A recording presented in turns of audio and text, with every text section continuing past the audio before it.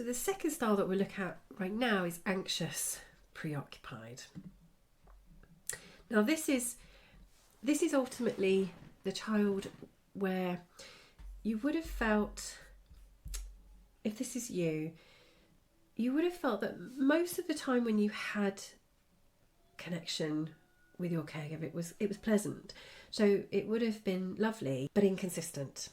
So often when it was there, it was great, but maybe long absences. You know, if it was mum, she just wasn't there an awful lot. You know, she was away or she went back to work really early. And, you know, if you went to a nursery or something and you didn't enjoy it and you didn't feel like there was one person to look after you, you might have felt very, very anxious that you just wanted her to come back. And sort of constantly looking for that reassurance that somebody's going to be there and stay there. And I think this is critical of the anxious preoccupied, is there's this huge abandonment wound where you just want someone to reassure you that they're going to be there for you and they're never going to leave you and it's all going to be okay. And it doesn't mean to say that you didn't have a difficult relationship with the caregiver. It just means most likely, but when it was good, but it was either inconsistent or there was obstacles in the way. Maybe mum had other things going on a lot of the time, or a lot of siblings where she couldn't give you the full attention. I know from my personal experience, my sister was born, I had an older sister, but my younger sister was born when I was 2. And when I look at my 2-year-old or my near 2-year-old, I can't imagine how she would react to me giving all my attention the way that you have to give a newborn attention. She would not be okay with it. She would exhibit quite a lot of protest behaviour and she would feel utterly abandoned. So if that's what you've been through, then you probably, you want your caregiver's love and attention, but it always feels like there's something, that they're pulling away from you, or you just can't hold on to them. So the core beliefs that are formed from this attachment style often are, but not exclusive, I'm only lovable if I work hard for it. There's this real sense with anxious attached individuals where there's a real effort to do everything right. So it's almost a bit like, if I'm just the goodest girl or boy, they'll come back and then they won't leave me again. Maybe I did something wrong, and if I don't do anything wrong, they'll stay. There's a real effort that comes with anxious preoccupied attachments where this partner will often be able to list a million things that they're doing right in the relationship, and they feel quite upset that it's not reciprocated. There's a level of effort where they're really trying, but they do believe that they need to do something to be loved.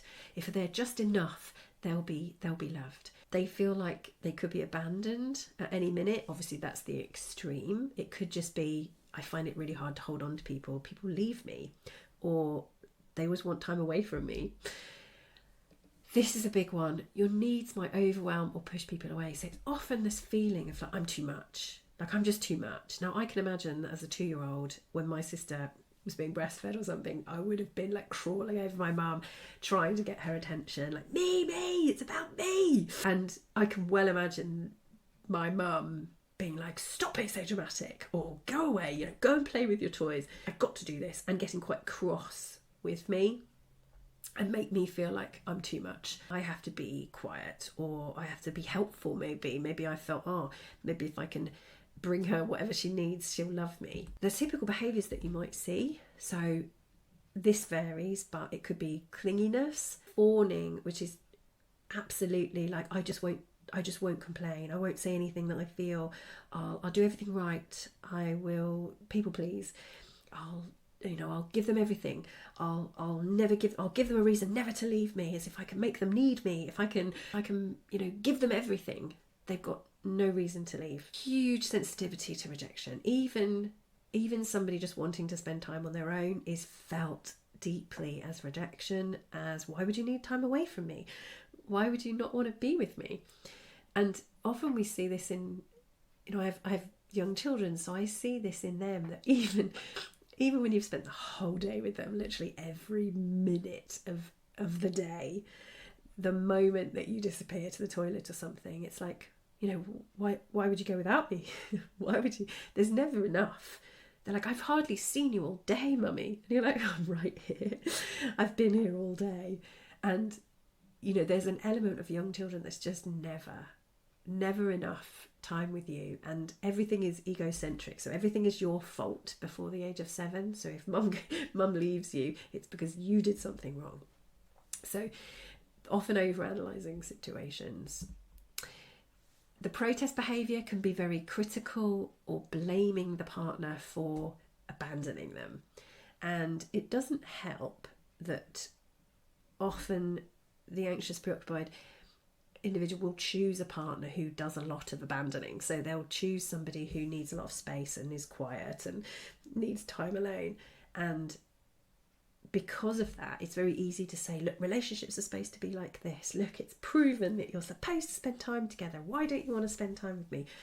And you can become quite indignant, as well as pointing at all the list of amazing things that you've done and wondering why they don't appreciate any of them. And this can be, the anxious preoccupied can be quite the complainer. And if this is you, often your relationships will have been brilliant, and then suddenly, like, you've met this amazing person and suddenly they do something that disappoints you, upsets you, and you criticise them, and then that's it. And then you're going on that roundabout, on that merry-go-round forever. They feel blamed and attacked, and you feel abandoned and rejected. So these are very typical behaviours of anxious preoccupied. Really difficult boundaries, because obviously you're desperate for that person to stay, so often that you compromise a lot of your values in order to get the safety and love that you're wanting. So when you should really set boundaries and say no, often there's a fear that, well, you might do this with your friends as well. If your friends say, oh, will you help me move house? You don't want to say no, because you don't want them to leave you. You don't want to give them any reason to reject you. And of course that ends up with, quite a burden. But yeah, that fear that, oh, I don't want to push people away. But the protest behaviour inevitably does as well. So it's a bit of a conflict, that one.